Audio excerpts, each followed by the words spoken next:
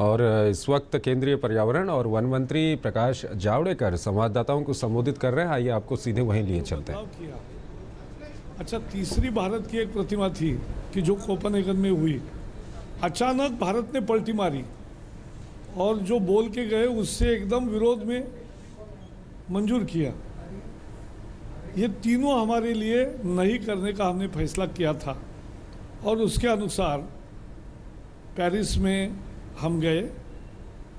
सभी देशों के साथ बायलैटरल मीटिंग्स हम सुबह 9 बजे से रात को 9 बजे तक, कभी 2 बजे तक, कभी 6 बजे तक हमारी टीम पूरी 25 लोगों की जो गई, सब एंगेज रहती थी। और उसमें हमने G77 plus China, like minded developing country grouping और बेसिक का ग्रुपिंग, लोग लगातार ये अटकलें लगा रहे थे कि भाई ये चाइना तो इनसे टूट ही जाएगा, ब्राज़ील और साउथ अफ्रीका तो निकल ही गए।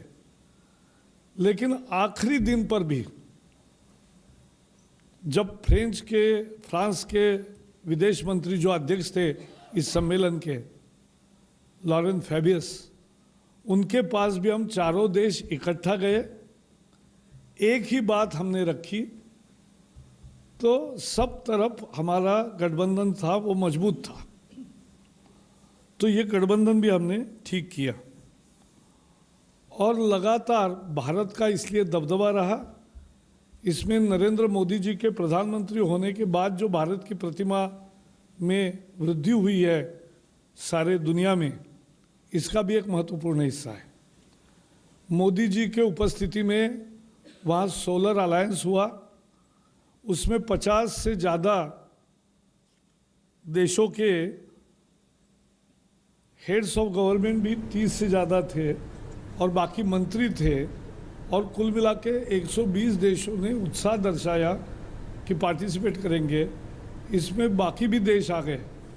तो ये एक बहुत सफल रहा कि जहाँ मकर और कर्क वृत्त के मध्य जो देश आते हैं, जहाँ सूरज का प्रकाश 300 दिन अच्छा रहता है, वहाँ सूरज के प्रकाश का ज़्यादा दोहन हो और उससे ज़्यादा सौर ऊर्जा बने, एक बायर्स का मार्केट भी बने, और उससे ज़्यादा महत्वपूर्ण है कि सोलर ऊर्जा की टेक्नोलॉजी भी अच्छी हो, सस्ती हो। तो ये सब के लिए और रिसर्च हो, अनुसंधान हो, तो ये एक आइडिया सबको पसंद आया। ये मोदी जी का इनिशिएटिव था। मिशन इनोवेशन एक था। मिशन इनोवेशन जो दिखा रहे सोलर अलायंस का, उसके आगे भी दिखाइए। ये एक फ्रांस के राष्ट्रपति और भारत के प्रधानमंत्री, इन दोनों का एक किताब भी निकला, एनवायरनमेंट के कोर्स विभिन्न दोनों देशों में जो है उसको लेकर। एक इंडिया पेविलियन भी हुआ जो सबसे हिट हुआ, सबसे लोकप्रिय हुआ। 6000 से अधिक दर्शकों ने उसमें भाग लिया, लाखों करोड़ों उसके सेल्फीज़ और पॉपुलर हुआ फेसबुक, ट्विटर और सब माध्यमों में। सोशल मीडिया पे इंडियन पेविलियन छाया रहा और इंडियन पेविलियन में 25 से ज़्यादा इवेंट्स हुए और अनेक किताबों का प्रकाशन हुआ, फिल्में दिखाई गई। 360 डिग्रीज वाला ये पेविलियन एक बेहद एक आकर्षण था। और एक परंपरा किताब हमने निकाली, आपको भी जल्दी देंगे, लेकिन उस किताब में भारत के जीवन शैली का पूरा परिचय, क्योंकि वो गरीबी के कारण नहीं है, वो मूल्यों के कारण है कि हम सेविंग करना समझते हैं। जीवन शैली में पृथ्वी का दोहन है, शोषण नहीं है। तो ये जो है, ये सब चित्रित होता है, वो परंपरा का भी हुआ। नेक्स्ट, ये इंडियन पेविलियन था, बहुत ही पॉपुलर हुआ और ये 360 डिग्रीज में फिल्म भी चलती थी कंटिन्यूस। अंदर एक हॉल था जिसमें बहुत सारे साइड इवेंट्स हुए और ये भी उसी का दूसरा दृश्य है। नेक्स्ट, नेक्स्ट, मिशन इनोवेशन के भी बहुत महत्वपूर्ण, इसमें गेट्स, प्राइवेट इंडस्ट्रीज, अमेरिका और इंडिया और फ्रांस, ये सब मिलकर एक मिशन इनोवेशन शुरू हुआ है जिसमें लाखों करोड़ों रुपए लगाए जाएंगे और उससे ज़्यादा अनुसंधान हो, खासकर क्लीन एनर्जी के माध्यम में हो, इसका प्रयास है। जो पेरिस समझौता है उसे हमें समझना चाहिए। उसमें हमारा लक्ष्य था कि भारत के हितों की रक्षा हो, विश्व के हितों की रक्षा हो, पर्यावरण का न्याय हो, क्लाइमेट जस्टिस हो और पर्यावरण के लिए भी अच्छा हो, सुखद संकेत मिले। और हमें आनंद है कि ये निश्चित रूप से लाभ मिला है। सबसे 3 बातें बहुत ज़रूरी थी। इक्विटी और CBDR जिसे बोलते हैं कि एक तो भारत में जनसंख्या बहुत है, बहुत देरी से तरक्की की शुरुआत हुई है, तो अभी हमारी तरक्की क्या हम उस दिशा में है जहां अभी भी हमारे 30 करोड़ लोग गरीबी रेखा के नीचे भी है और एनर्जी के एक्सेस नहीं है। तो उनको एनर्जी का एक्सेस देना, उनको विकास के रास्ते खोलना, तो विकास की संभावनाओं को जीवित रखना, साथ ही साथ दुनिया का पर्यावरण भी ठीक रहे, क्योंकि 2 डिग्री से ज़्यादा अगर बढ़ता है तो हमें ही तकलीफ़ ज़्यादा होगी, ऐसे ही गरीब देशों को तकलीफ़ ज़्यादा होगी। इसलिए वो एक कल्पना थी और इसलिए ये हमने हमारा इक्विटी और CBDR ये मुख्य लक्ष्य था। और ये हमें आनंद है कि ये सभी हमारा ये सफल रहा। इक्विटी भी आया, CBDR यानी सबकी जिम्मेवारी सामूहिक है लेकिन अलग अलग है। विकसित देशों की ज़्यादा जिम्मेवारी है, विकसनशील देशों की थोड़ी कम जिम्मेवारी है। तो ये डिफरेंशिएटेड रिस्पॉन्सिबिलिटी है, लेकिन सबकी सामूहिक जिम्मेवारी है कि हम पर्यावरण पूरक काम करें। और ये mitigation, adaptation, finance, technology, capacity, transparency, सभी पिलर्स पर डिफरेंशिएशन रहना चाहिए। इक्विटी CBDR होना चाहिए, यह हमारा था। तो ये गोल साध्य हुआ है। मिटिगेशन में भी साध्य हुआ, उसका मैं ब्रीफ दे रहा हूँ। नेशनल सर्कमस्टेंसेस भी मेंशन हुआ है कि हर देश की परिस्थिति अलग है। 196 देश है, 196 परिस्थितियाँ हैं, तो हर एक देश अपने परिस्थिति के अनुकूल पर्यावरण पूरक काम करेगा, ये वचन है दुनिया को इस पेरिस समझौते से। महत्वपूर्ण मुद्दा था कि पैसे इसके लिए विकसित देशों ने देना है। क्या ये रहेगा कि नहीं? अपने भारत के समाचार पत्रों में कहीं कहीं अलग आया कि फाइनेंस में जो विकसित देशों को मदद करना बंधनकारी था, शैल था, वो शुरू हो गया। ऐसा नहीं है, फाइनेंस में शैल ही है। Developed countries shall provide $100 billion to the developing world. वो 2020 के पहले 100 अब्ज डॉलर्स मुहैया कराएंगे, उसको बिल्टअप करेंगे और 20 के बाद ज़्यादा करेंगे, लेकिन कितना ज़्यादा होगा वो 25 तक तय होगा। तो ये तय हुआ है, तो इसके लिए ये तय हुआ। दूसरा इसका बड़ा फीचर है पेरिस समझौते का कि लॉस एंड डैमेज, जहां अभी चेन्नई में बारिश हुई, इतना भयंकर नुकसान हुआ, तो मुआवजा मांग सकते हैं कि नहीं? अभी तो व्यवस्था नहीं है, लेकिन लॉस एंड डैमेज की भी एक परिभाषा और एक कोई निश्चित व्यवस्था वो इस समझौते में उल्लेखित है। नई टेक्नोलॉजी जो आएगी वो सभी देशों को कैसे मिलेगी, वो एक महत्वपूर्ण मुद्दा था। तो नई टेक्नोलॉजी भी विकसित देशों में ही ज़्यादा विकसित होती है, तो वो विकसनशील देशों को भी कैसे मिलेगी, खासकर पर्यावरण पूरक, जिससे हवा साफ रहे, पानी साफ रहे, ऊर्जा साफ सुथरी हो और कार्बन का उत्सर्जन कम हो। ऐसी जो भी टेक्नोलॉजी है वो तकनीक विकसनशील देशों को भी मिले, इसके लिए भी एक व्यवस्था उसमें कायम की है। ट्रांसपेरेंसी के बारे में महत्वपूर्ण मुद्दा था, तो दो बातें तय हुई है कि ट्रांसपेरेंसी केवल किसने कितना काम किया इसके लिए नहीं, किसने कितना सपोर्ट दिया विकसित देशों ने, उसकी भी जांच होगी। और अभी मैं ज़्यादा टेक्निकल नहीं बोलूँगा, लेकिन एक कहूँगा कि अभी विकसित देशों को एक अलग पद्धति है और विकसनशील देशों को एक अलग पद्धति है अपने रिपोर्ट पेश करने की। तो भारत को 2 साल में बायनियल अपडेट रिपोर्ट देना होता है विकसनशील देश करके। विकसित देशों को हर साल रिपोर्ट करना होता है जिसकी समीक्षा अलग पद्धति से होती है। हमारी समीक्षा सलाह के रूप में होती है। तो ये निश्चित रूप से एक महत्वपूर्ण है और इसलिए ये भी उसमें रखा है। एक सबकी सिस्टम एक हो भविष्य में, ये भी तय हुआ, लेकिन उसके लिए विकसनशील देशों को उस सिस्टम में जाने के लिए जितना पर्याप्त समय है वो मिलेगा, ये भी तय हुआ है। फिर उसके लिए जो कैपेसिटी बिल्डिंग होती है वो भी होने की बात है।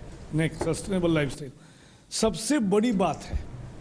प्रधानमंत्री नरेंद्र मोदी जी ने लगातार ये लक्ष्य रखा था कि विश्व के मंच पर 2 नए विषय लाए थे।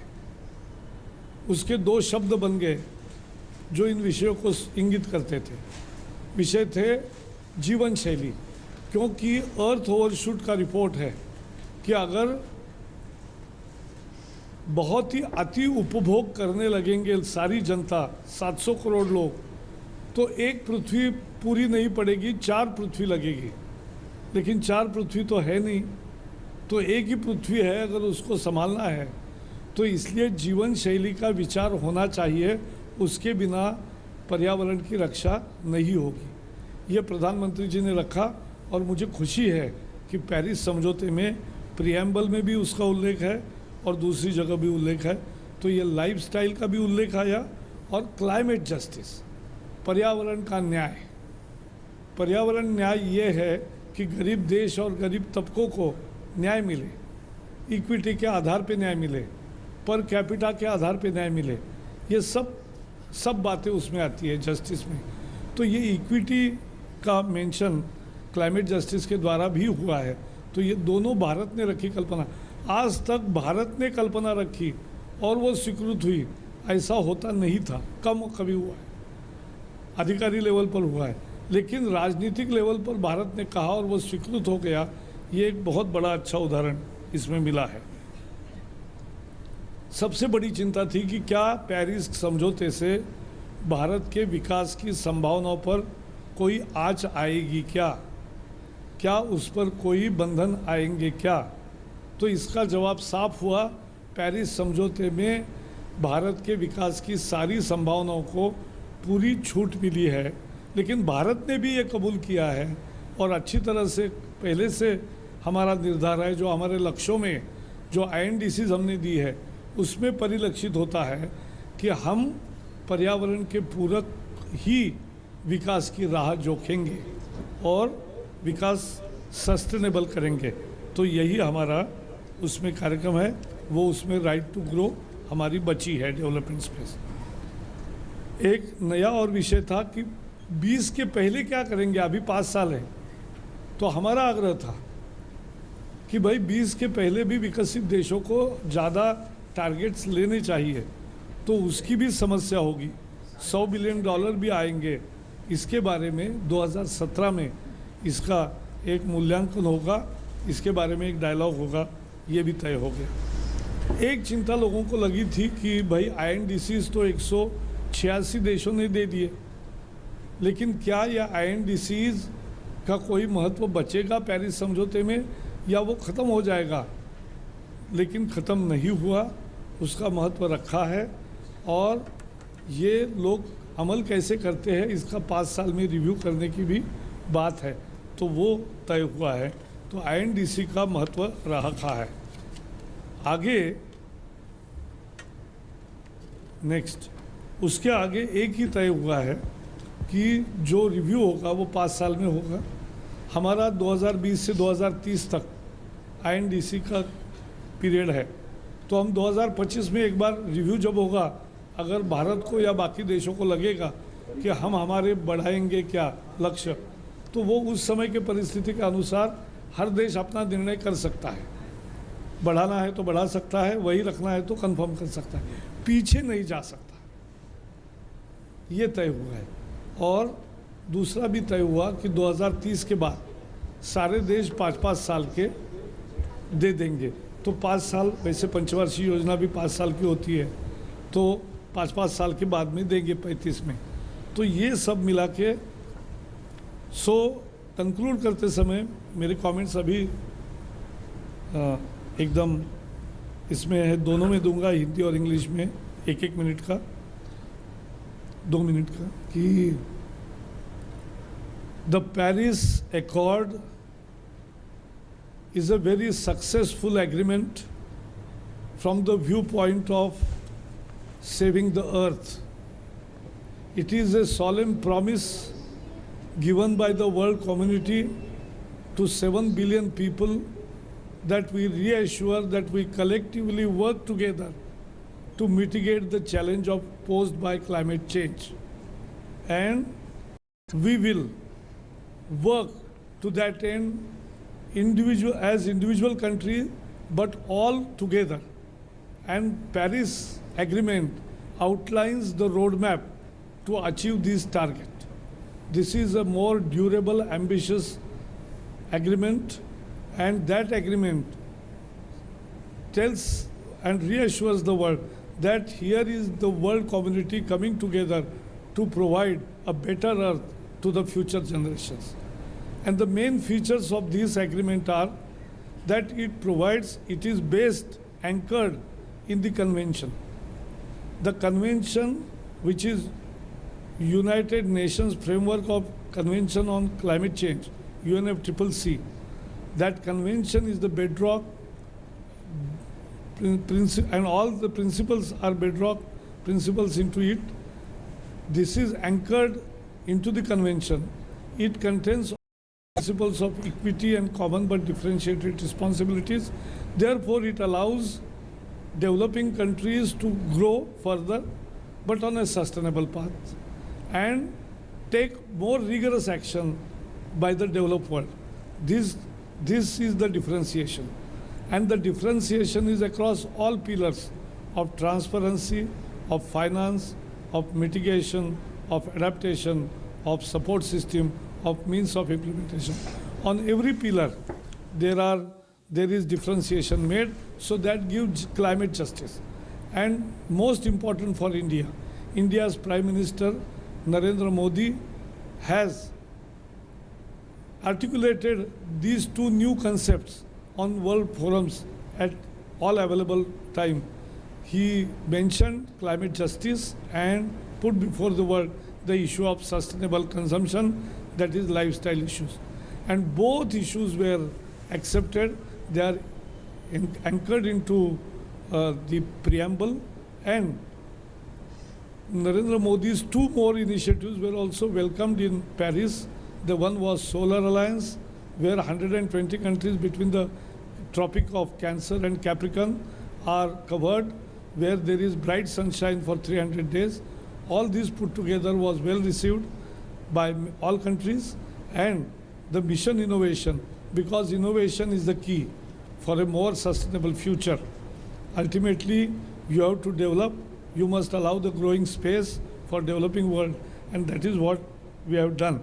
The Indian Pavilion, which has also become a hit and was a most attractive pavilion in the Paris COP.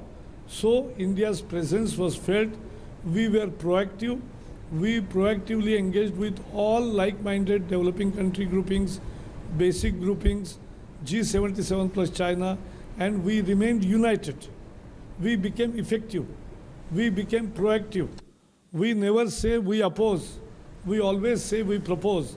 We gave alternative articulations, and therefore India's presence was not only felt, but India's views were concerned at every stage of agreement.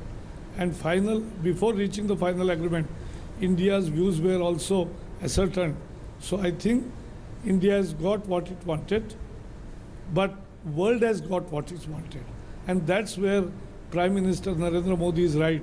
Here is no winner or loser. The climate justice has won. The world has won.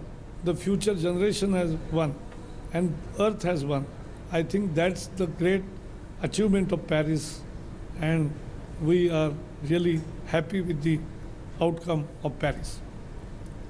Paris में जलवायु परिवर्तन के संबंध में जो समझौता हुआ उससे भारत को अत्यधिक समाधान है, क्योंकि उसमें पर्यावरण को न्याय मिला है, क्योंकि उसमें दुनिया को एक आश्वासन मिला है और एक विश्वास मिला है कि सब मिलकर 196 देश एक ऐसा काम करेंगे कि जो पर्यावरण पूरक होगा और वो कुल मिला के दुनिया को बचाएगा विनाश से। 2 डिग्री के अंदर और संभव है तो 1.5 डिग्री के अंदर ही तापमान बढ़ोतरी को रोकेंगे। इससे दुनिया को बहुत भयंकर आपदाओं का सामना नहीं करना पड़ेगा। और इसके लिए आश्वस्त करने वाला 196 देश इकट्ठा आकर, इसमें 140 देशों के प्रमुख प्रधानमंत्री या राष्ट्रपति खुद आए थे और जिन्होंने भी आश्वस्त किया, उसी से ये अच्छा हुआ। फ्रेंच प्रेसिडेंसी ने भी अच्छा काम किया और इसके लिए भारत के विकास को अवसर भी मिला है और भारत के सस्टेनेबल पाथ को और विकसनशील देशों के पर्यावरण पूरक विषयों के लिए आर्थिक मदद और तकनीकी सहायता मिलने का भी इसमें भरोसा मिला है। उसके साथ तो वन और पर्यावरण मंत्री प्रकाश जावड़ेकर को आप सुन रहे थे और कुछ ही दिन पहले जो पेरिस में जलवायु परिवर्तन पर सम्मेलन हुआ था उसको काफ़ी सफल उन्होंने बताया और कहा कि भारत की चिंताओं का उसमें पूरा ख्याल रखा गया है। इसी के साथ इस बुलेटिन को यहीं पर ख़त्म करते हैं। नमस्कार।